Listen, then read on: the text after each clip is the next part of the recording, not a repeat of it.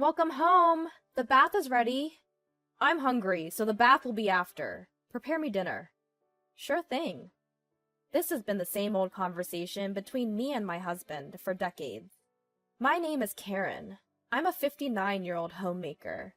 I time the preparation of the bath and dinner to coincide with my husband's return from work. Since it's not always clear which he'll want first, I have to have both ready. Hey, bring some tea.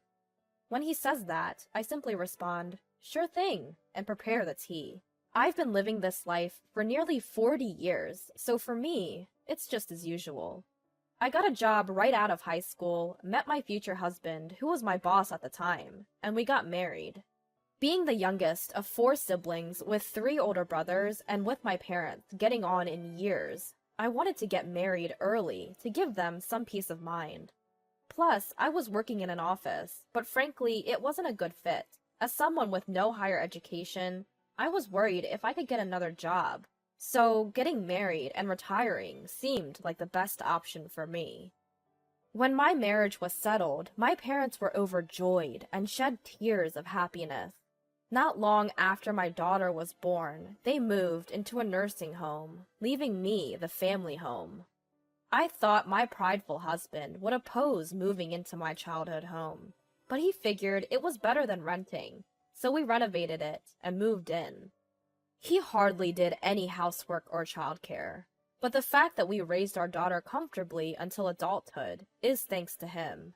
So I thought it was only natural to devote myself to my husband, until I saw that thing. With our daughter married and moved out, it's just the 2 of us in this house now. Our daughter, who lives nearby, checks in on us often, probably out of concern. She says she plans to continue working until she has kids. In our time, it was common for women to quit their jobs when they got married, but it seems times have changed. When I told her how impressive it is that she's doing all the housework for her husband and still working as she always has, she looked puzzled. What are you talking about? We split the housework. Her husband, having lived alone before, can clean, do laundry, and cook. I knew he was capable when it came to work, but didn't expect him to be skilled at housework too. It's quite different from Dad. She laughed as she said that. It seems that her husband, as well as her father-in-law, are good at doing housework. Indeed, a far cry from our household. It was a shock to me, who had always thought it was natural for my husband to not do housework. By the way, Mom, I have a favor to ask. Turns out, she knows someone who runs a housekeeping service and is looking for more staff to expand the business. Mom, why don't you give it a shot? When she asked that, I was taken aback. I hardly have any work experience.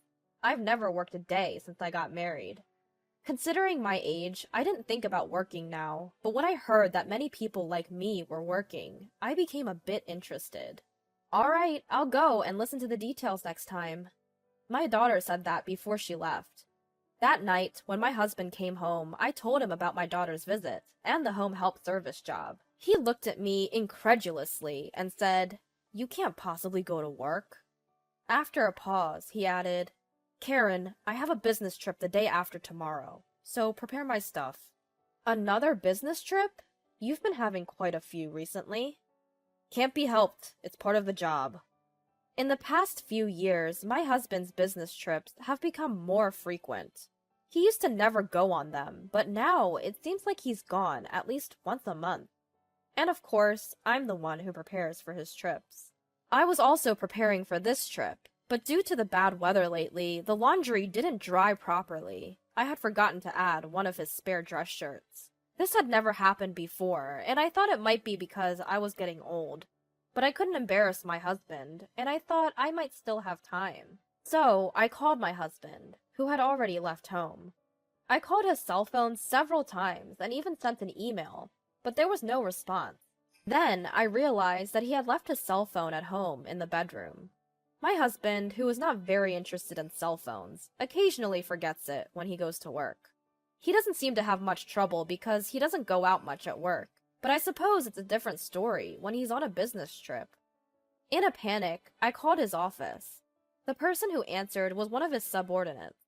When I told him that my husband had forgotten something for his business trip and I needed to contact him, he said, "Business trip? Please wait a moment." Which made me wonder. Even though he's a direct subordinate, he doesn't know about his boss's business trip? As I was thinking this, I was told, "I'm sorry, he seems to have gone straight to his business trip destination without stopping by the office." I asked about my husband's business trip destination and his companion, but they said they couldn't disclose that information. I was told something about the company's confidentiality obligation, and I agreed to have them tell my husband about the forgotten item instead. After a while, I heard a car stopping outside, and the doorbell rang. It seemed that my husband had come back home because he had received a call from the office. I apologized to my husband and handed him his dress shirt and cell phone. When I saw my husband off outside, I saw a woman sitting in the driver's seat. I nodded slightly to her, but she ignored me. I watched my husband get into the car with a somewhat unpleasant feeling. My husband returned home 2 days later in the evening. As soon as he came back, he said, "Bath." But I hadn't started heating it yet. There was no notice of his return, so I had no idea when he would be back. Besides, it was earlier than his usual return time. Then my husband became grumpy and said, "Then let's eat first." So I quickly made dinner and served it. As I set the meal before my husband, I asked him, "How was your trip?" However, he barely responded. "You wouldn't understand even if I told you. You've never worked." Words that belittled me seemed to come naturally from his lips. I let out a sigh. Claiming fatigue, my husband finished his meal and went straight to the bath and then the bedroom. Remembering my daughter's conversation, I called her and said, "I want to hear more about the housekeeping service job." For the 40 years since I got married, all I did was household chores and child rearing, so even if I thought about working, I believed I wouldn't be able to do anything. But with a housekeeping job, I might be able to put the 40 years that seemed wasted to good use.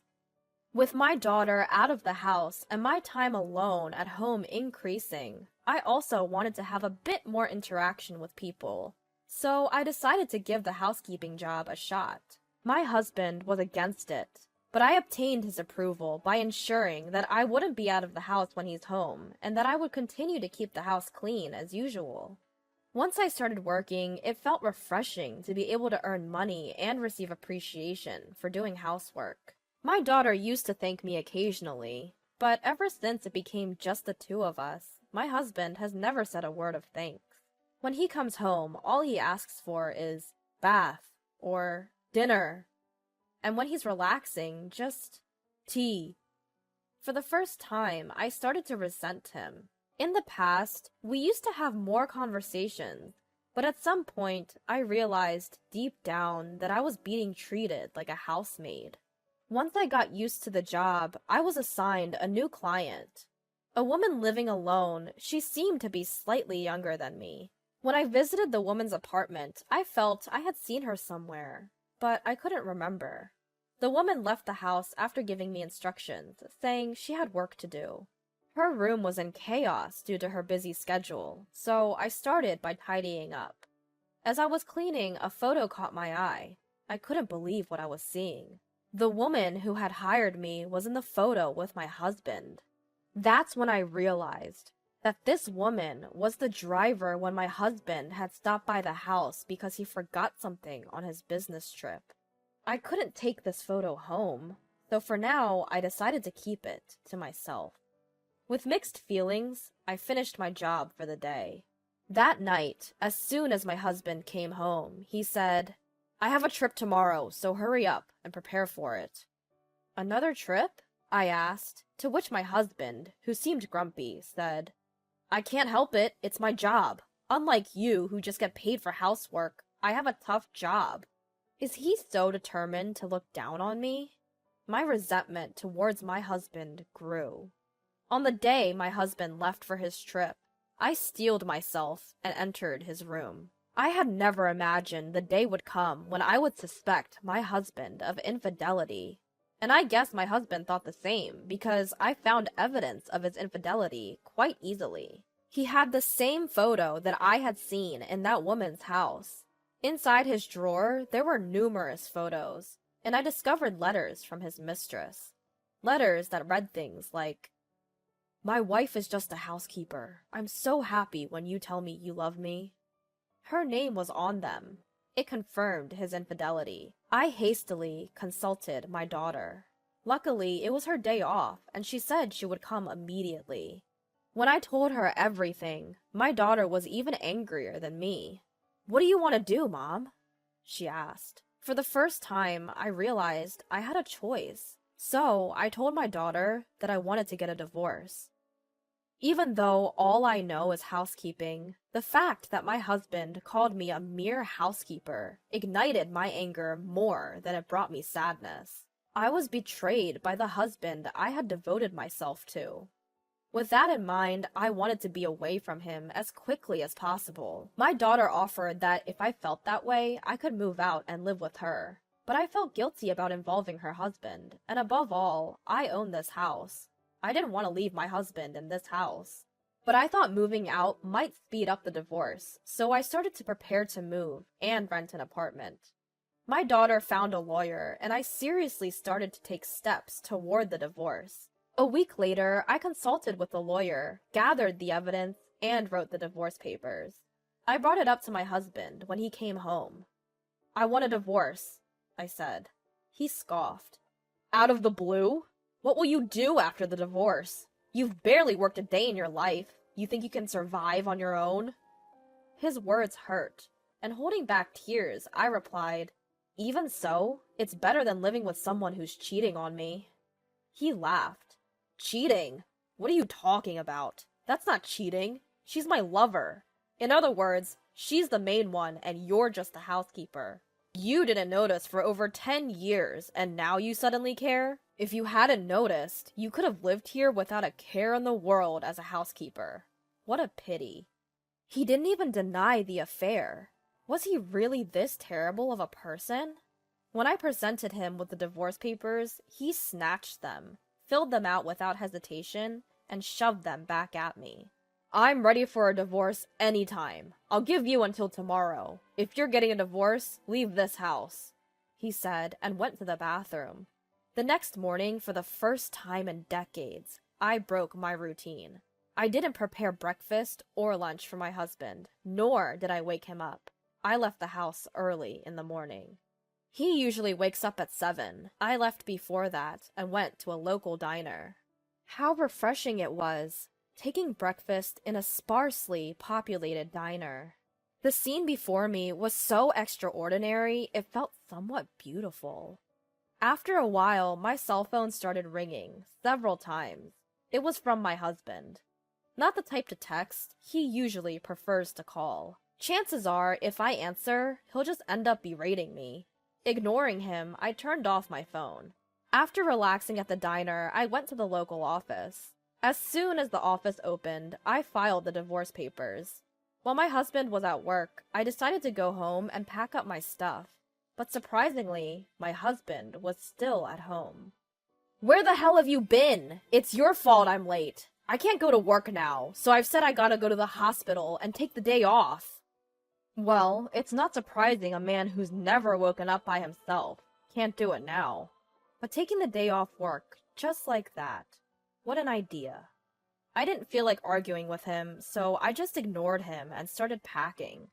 "Ah, so you've decided to leave.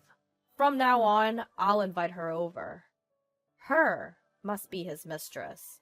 Is he planning to kick me out and live here with her? The moment I heard that, I reached my breaking point. "So, you've been making a fool of me all this time. I've already consulted a lawyer. Be prepared, because I will definitely claim compensation for the affair." At this, my husband just laughed. "A lawyer? I can hire a competent one anytime. You don't stand a chance." I was so frustrated being ridiculed like this, I was about to respond. Suddenly, my husband clutched his stomach and crouched down in pain. I wondered what was wrong, but it seemed like he was really in pain. For a moment, I thought of leaving him like that, but if I do, there might be repercussions against me. Seeing him in such pain, I called an ambulance. The ambulance arrived quickly. I answered their questions and watched over my husband.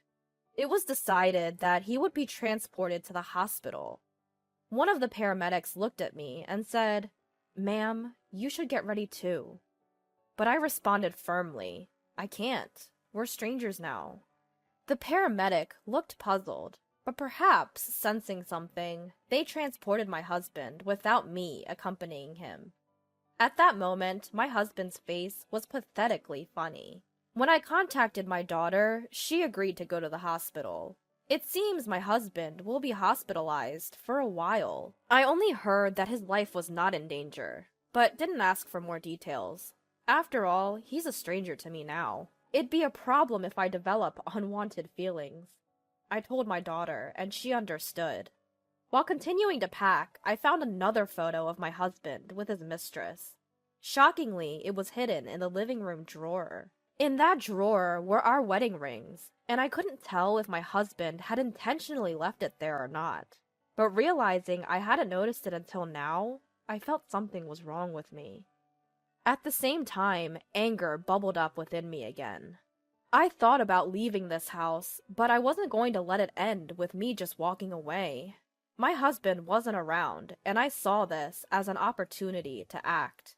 I moved all his belongings to a rented storage unit. Half a month later, when I started living in a new apartment and finished my work for the day, I found my phone filled with missed calls from my husband. As I was about to drop my phone in surprise, another call came through. I reluctantly pressed the answer button. "Hey, where are you right now? Why can't I get into the house?" My husband's voice echoed. It seemed he had been discharged from the hospital and had returned home. I laughed. "Congratulations on your discharge. That's no longer your home, so why don't you go to your mistress's place?" "What do you mean?" he shouted, but I didn't back down.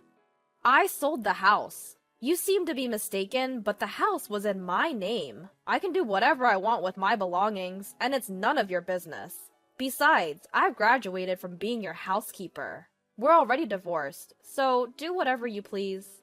Divorce? He must have forgotten about signing the divorce papers half a month ago, or maybe he thought I wouldn't really go through with it. He seemed bewildered, but I hung up. Later, I claimed damages through a lawyer from both my ex-husband and his mistress. My ex-husband had boasted he could easily hire a competent lawyer, but given the evidence and duration of the affair, no lawyer was willing to take a losing case. Thus, I was able to secure a significant sum of money. From what my daughter heard from my ex-husband, his affair was apparently well known within his company, which made sense considering the reactions I got when I called his workplace.